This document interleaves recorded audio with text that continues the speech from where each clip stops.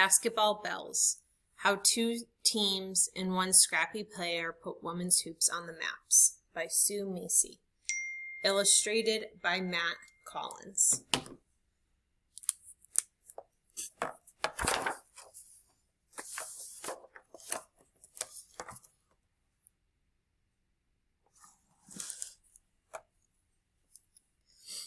Nobody can ever accuse me of being a girly girl.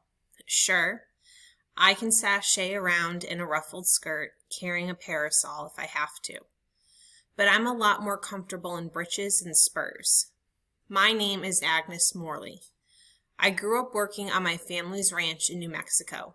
Getting dirty came with the territory.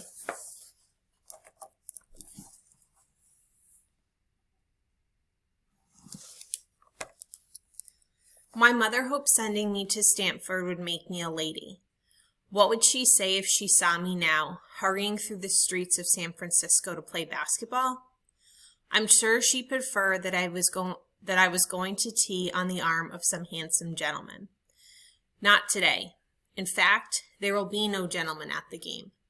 Our opponents from Berkeley don't feel it's proper for women to perspire in front of men.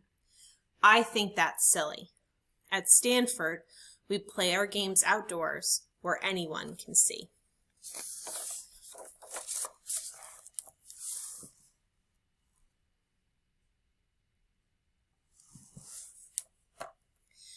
Some people feel women shouldn't play basketball at all.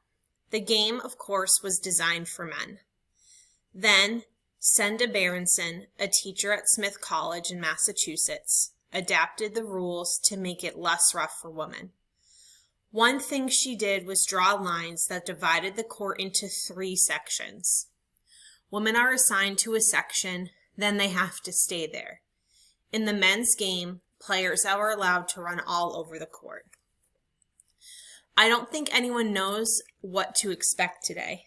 After all, this will be the first basketball game ever played between 2 women's college teams. More than 500 ladies cheering at the top of their lungs welcome us to the arena. Actually, their behavior is anything but ladylike. The last time I heard such a roar, I was caught in a cattle stampede.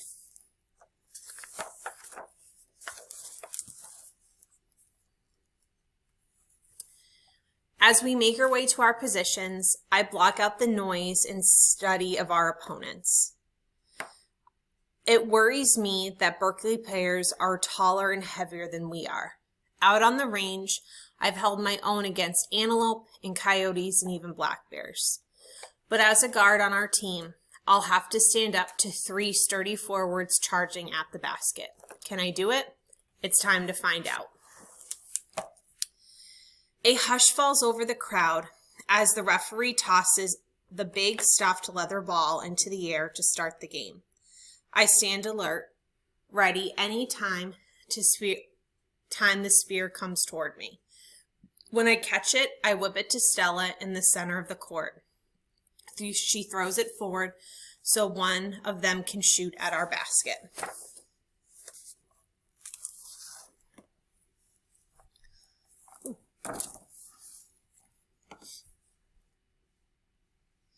Sometimes, though, my opponents are too quick. Over and over, I find myself pushed onto the floor in a scramble for the ball. My opponents and teammates dive on top of me, and I'm crushed under their weight. If women's basketball is a tamer version of the men's game, I'd hate to see how men play. Most of the action in the first half is across the court, near our team's basket. Midway through the half, Stella throws the ball to Maddie, one of the forwards. She takes a long shot.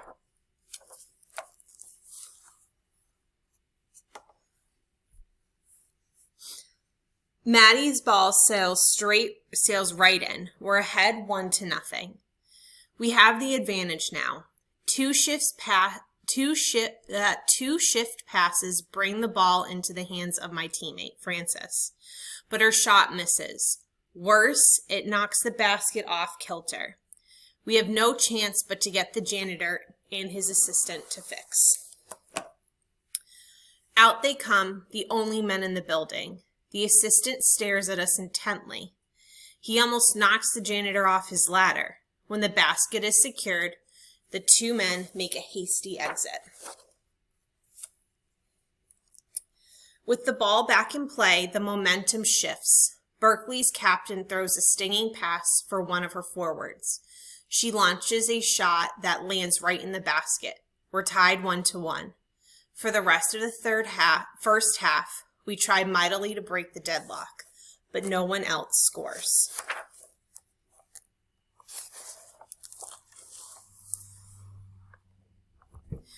Berkeley comes back from the halftime break with even more energy. It seems like the ball is always whizzing around me as our opponent push their basket. My teammates and I jump and lunge to stop all their shots. Berkeley's guards play just as fiercely around our basket, and neither team scores. Suddenly, a piercing whistle stops the action. In our frenzied activity, both teams have committed fouls. Now one player from each team gets to take a foul shot.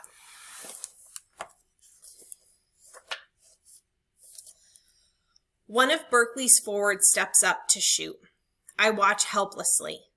The rules forbid us from blocking foul shots. "Go, Edith," someone yells from the stands. She closes her eyes just for a second, as if to see the shot in her mind. Then she heaves the ball. It sails through the air.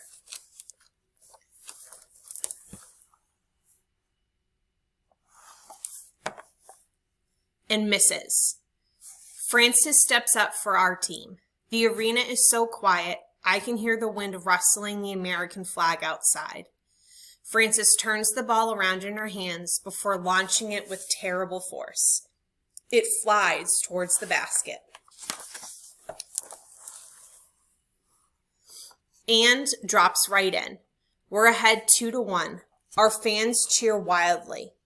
The Berkeley faithful shout for their team to pull even.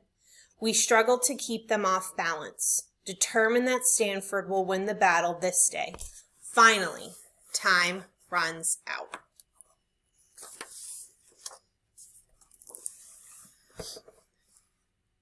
Victory is ours. We laugh and hug each other, beside ourselves with joy.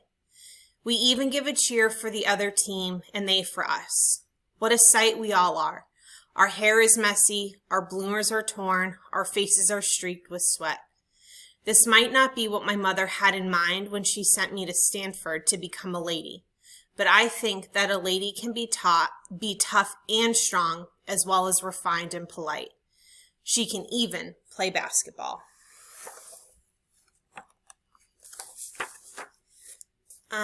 Just to conclude, so here's a quick timeline of women's basketball. I just want to go over some important dates. So in 1891, that's when James Naismith invents basketball. And then a year later, Senda Berenson adapts the rules so women can play.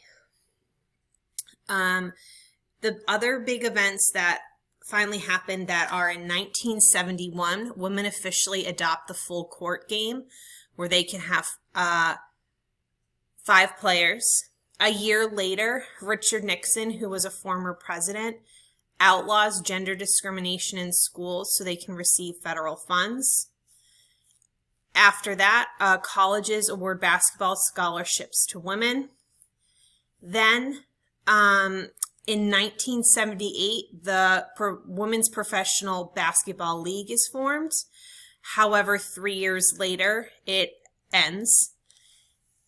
And then another big thing is in 1997, the WNBA Pro League officially begins. Now what I would like you to do is to please go back to this assignment and complete a summary template to reflect the main idea and details of this story.